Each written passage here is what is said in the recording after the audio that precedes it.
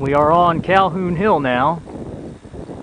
We are looking west towards Calhoun Ridge and the C Company flight retreat back up this way with Indians all over them. We are basically on the left flank of the AB skirmish line, which is being held by Company L. And right now the AB skirmish line is facing south this way toward Weir Point in the distance. But it is battling Indians that are to the south here in the Henryville and Deep Coulee sectors. Now Calhoun, Lieutenant Calhoun, the company commander of Troop L, looks to his west and he sees Company C in headlong retreat, mainly on foot, Indians all over them, and he has to assist them, but he cannot do so with the AB skirmish line because it is not facing the right way.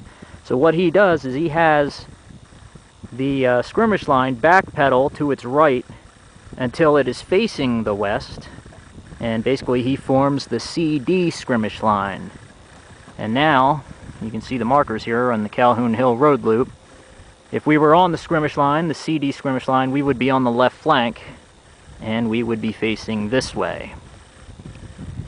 Well, Company L is able to fire some volleys toward the Indians that are coming from the west.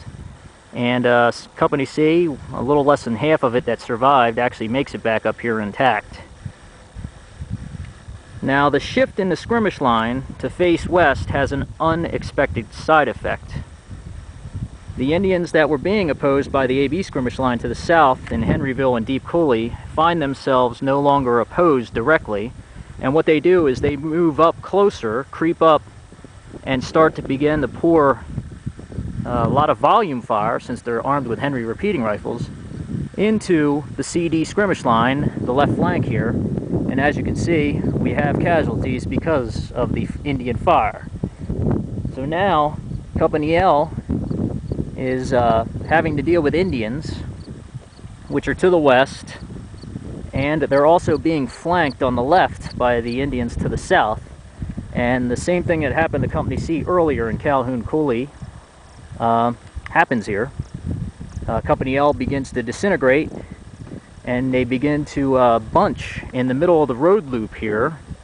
Archaeology uncovered several cartridge cases in a very tightly packed cluster right here in the middle of the road loop, and they represented different individuals. And as you can see, we have two more men possibly were killed on the skirmish line, the CD skirmish line. After the bunching occurs, whoever's not killed so far on the line and in the bunch begin to flee towards the north, towards safety, which is in the form of Company I. Remember, Company I is the last right-wing company, and it right now is in reserve on the east side, or right side of Battle Ridge here, and it is stable. So Company C, what's left of it, flees to the north off the hill, and Company L, flanked and having pressure from the front, bunches and likewise flees this way. It looks like there is some type of stand made. As you can see, we have a couple markers up there. One's difficult to see, it's almost over the rise. We have two interesting markers here. These are the officers for Company L. This is First Lieutenant James Calhoun, the brother-in-law of George Custer, the company commander. And behind him is John Jordan Crittenden, the second lieutenant from the 20th Infantry.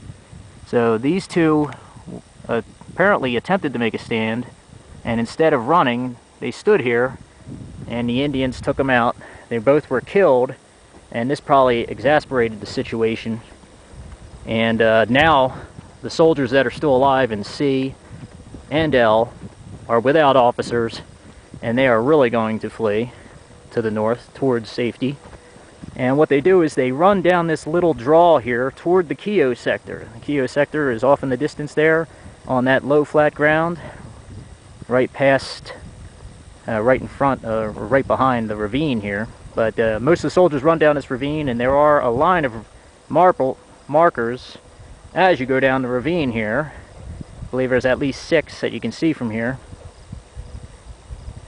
And we have another individual here that apparently attempted to flee along Battle Ridge, and he was cut down as well. So now we're at the point where Indians from the west and from the south have defeated 2 of the 3 companies in the right wing, and now the right wing is fleeing to the north, disintegrated completely without officers, and fleeing toward the Keogh sector. And now we will move on to the Keogh sector. That's the next point of the battle.